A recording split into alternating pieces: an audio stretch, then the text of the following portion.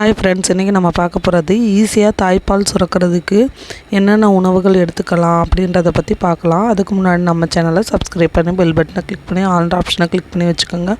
வாங்க வீடியோக்குள்ளே போகலாம். பிறந்த குழந்தைக்கு மிக முக்கியமானது 6 மாதத்துக்கு தாய்ப்பால் கொடுப்பது தான். ஆனால் இப்போ இருக்க ஜென்ரேஷனில் குழந்தை பிறந்ததுமே எல்லா தாய்மாருக்குமே போதிய அளவில் தாய்ப்பால் சுரக்கிறதில்ல. அப்படியே தாய்ப்பால் சுரந்தாலும் நம்ம ஆரோக்கியமாக இருக்கோமா அப்படின்ற பல சந்தேகங்கள் எழுது. பிறந்த குழந்தைக்கு தேவையான ஊட்டச்சத்துக்கள் தாய்ப்பாலில் தான் நிரம்பியிருக்கு. இந்த தாய்ப்பாலுக்கு நிகர் எந்த உணவுமே கிடையாது. இவ்வளோ ஊட்டச்சத்து வேறு எந்த உணவுலையும் கிடையாது. ஊட்டச்சத்து நிறைந்த உணவுகள் நீங்கள் சாப்பிட்றதுனால நீங்கள் ஆரோக்கியமாக இருக்கிறதோடு குழந்தைக்கும் தேவையான அளவு சத்தான பால் இயற்கையாகவே சுரக்கும்.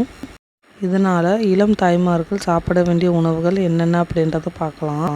முதல்ல நார்ச்சத்து நிறைந்த கீரை வகைகள் நிறைய சாப்பிடணும்.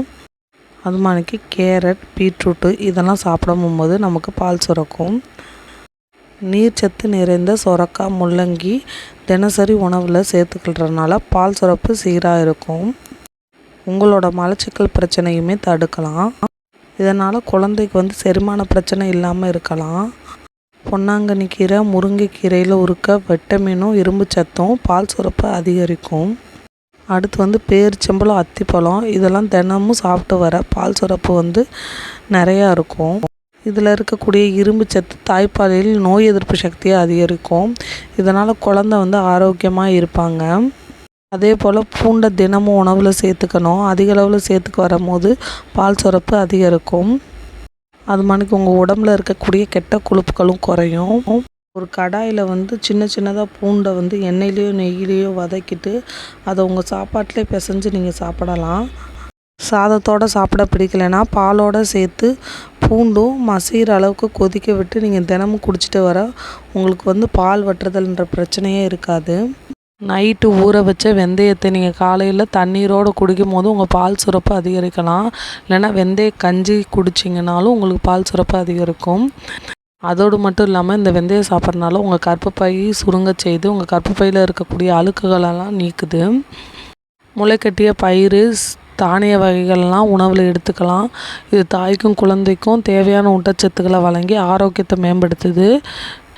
இதனால் இயற்கையாகவே உங்கள் பால் சுரப்பு அதிகரிக்கும்.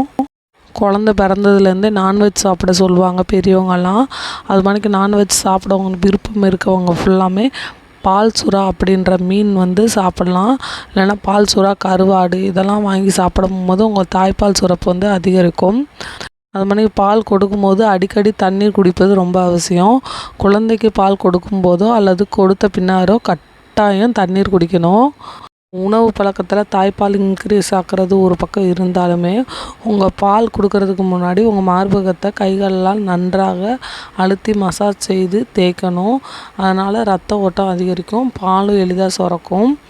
ஒவ்வொரு முறையும் பால் கொடுக்கறதுக்கு முன்னாடி லைட்டாக மார்பகத்தை தேய்ச்சி விட்டு கசக்கி விட்டிங்கன்னா லைட்டாக சீம்பால் மணிக்கு வரும். அப்புறம் பால் கொடுங்க. தொடர்ந்து ஓரிரு வாரங்களுக்கு பால் சரிவர சுரக்காமல் இருந்து சிரமப்பட்டீங்கன்னா டாக்டரை கன்சல்ட் பண்ணுங்கள். அவ்வளோதான் ஃப்ரெண்ட்ஸ். இந்த வீடியோ உங்களுக்கு பிடிச்சிருந்தா லைக் பண்ணி, ஷேர் பண்ணி, சப்ஸ்கிரைப் பண்ணிடுங்க. Bye friends.